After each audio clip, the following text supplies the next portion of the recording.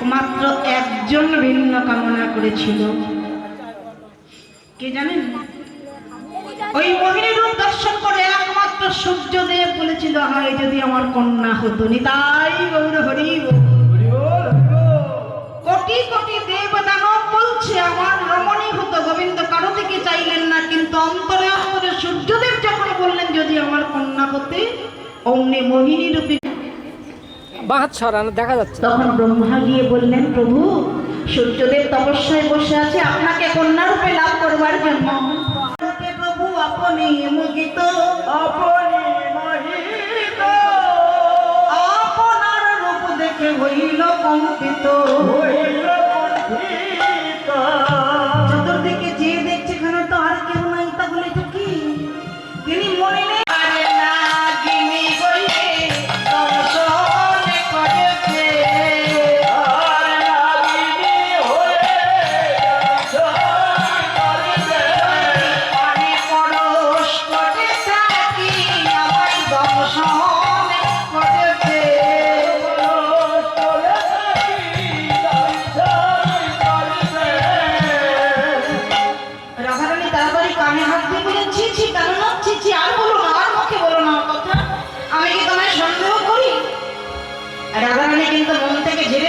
সবকিছু, কিন্তু সর্বনাশ করলো এই যে সর্বনাশ করলো। কে করলো গো? ওকে চন্দ্রাবলীর সখী পদ্মা একবারে জন্মের সর্বনাশ করে ছাড়লো। তখন রাধারানী বললেন, তাহলে তুমি আমাকে মিথ্যে বললে, কিন্তু বলো তো ব্রহ্মনাথ, আজ পর্যন্ত কি কোনোদিন তোমাকে আমি বলেছি চন্দ্রাবলীর কুঞ্জে যেও না? চন্দ্রাবলীর সঙ্গে কি বলে গেল? আবরণ লাগি কাতর ফেলে বিধুমুখী সখীগণে বহুতাহি গঞ্জে। আবরণের জন্য চন্দ্রাবলী তার সখী পদ্মাকে পাঠিয়েছে, অলঙ্কারের জন্য পাঠিয়েছে। কই বলেনি তো শ্যামসুন্দর আমার কোথায় গেল? যা সখী আমার শ্যামসুন্দরকে খুঁজে নিয়ে আয়।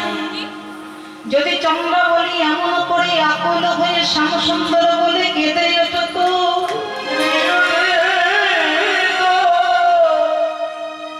আমি কি করতাম? আমি কামিক নয়, আমি প্রেমিক। আমিও আমার গোবিন্দ ধন চন্দ্রাবলীকে দিতাম, হাতে ধরে সেবা শেখাতাম। কিন্তু চন্দ্রাবলী কেঁদে উঠেছে কিসের জন্য? অলঙ্কারের জন্য। তাই শ্যামসুন্দরকে বললেন, আমি চন্দ্রাবলীর কুঞ্জে যেতে তোমায় মানা নাই কি করি, মানা নাই করি।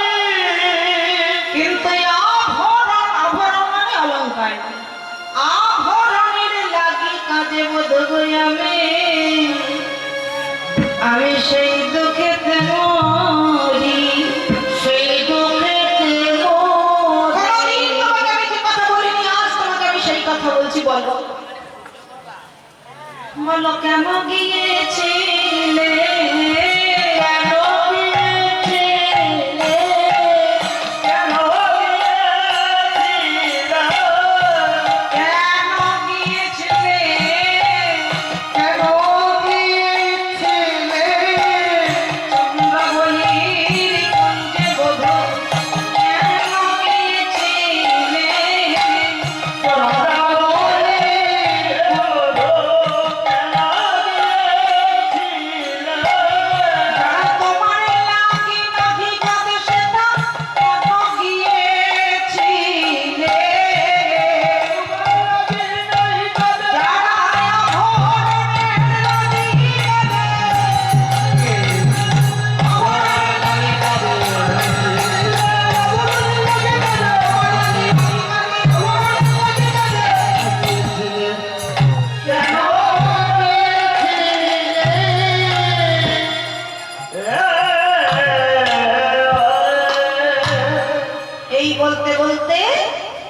তখন গোবিন্দের সামনে কি করলো?